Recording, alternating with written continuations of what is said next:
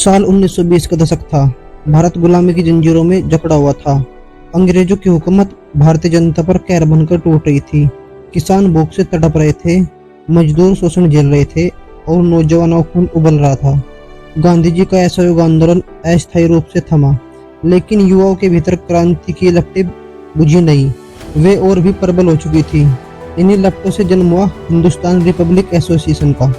इस संगठन का एक ही उद्देश्य था, आज़ादी और उनके लिए हर संभव बलिदान। इसी संगठन से जुड़े थे राम प्रसाद बिस्मिल, अशफाक उल्लाह खां, चंद्रशेखर आज़ाद, राजेंद्र लाहिड़ी, ठाकुर रोशन सिंह, कई अन्य नौजवान क्रांतिकारी।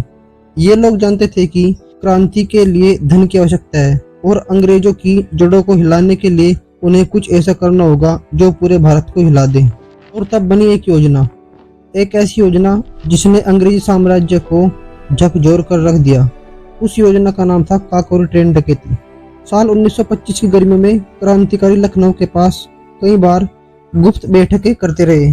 रामप्रसाद बिस्मिल ने सुझाव दिया, अंग्रेजों की खजाना ले जाने वाली ट्रेन को निशाना बनाया जाए। अशफाक उल्लाह खां ने कहा, बिल्कुल, अंग्रेजों का पैसा ही हमारी आज़ादी की लड़ाई को ताकत देगा।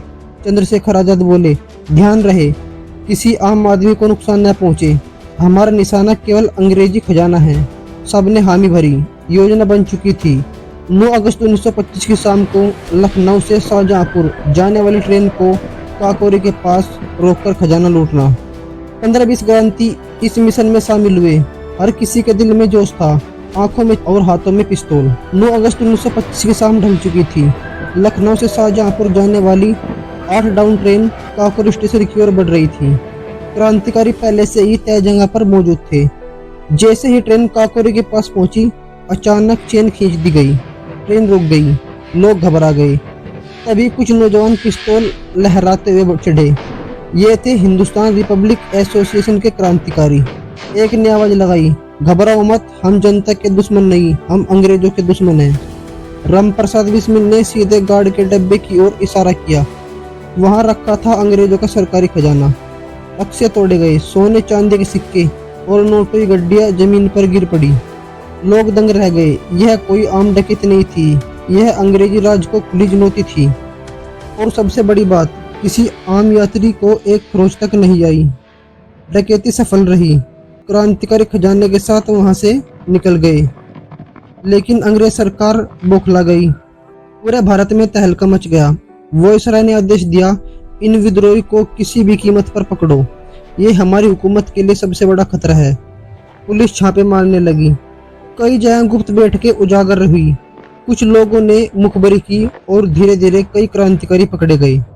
चंद्रशेखर आजाद ने किसी तरह गिरफ्तारी से बच निकले, लेकिन बिस्मिल, अशफाक, राजेंद्र लाहिड़ी, रोशन सिंह, कई साथी जेल में डाल दिए गए।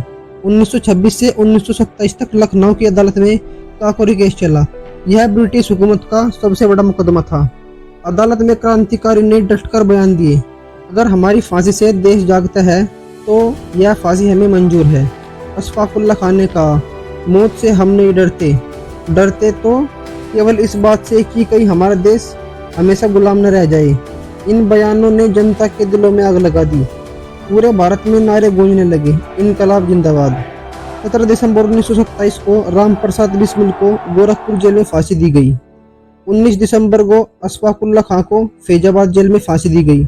ठाकुर रोशन सिंह और राजेंद्र लाहिड़ी को भी फांसी पर चढ़ा दिया गया। जेल के बाहर हजारों लोग रो पड़े, लेकिन हर आंख में आंसू के साथ आग भी लगी थी। यह आग आजादी की लो थी। काकोरी ट्रेन डकैती भले ही अंग्रेजों ने दबाने की कोशिश की, लेकिन इस घटना ने पूरे भारत में क्रांति की चिंगारी फैला दी। यह केवल खजाना लूटने की घटना नहीं, यह भारत की आज़ादी की लड़ाई में एक मील का पत्थर थी। रामप्रसाद बिस्मिल, अशफाक उल्लाह खां, राजेंद्र लाहिड़ी और ठाकुर रोशन सिंह का बलिदान व्यर्थ नहीं गया। उनकी शहादत ने आने वाली पीढ़ियों को साहस दिया और अंत में 1947 में भारत आजाद हुआ। काकोरी के वीरों को सत सत नमन। जय हिंद।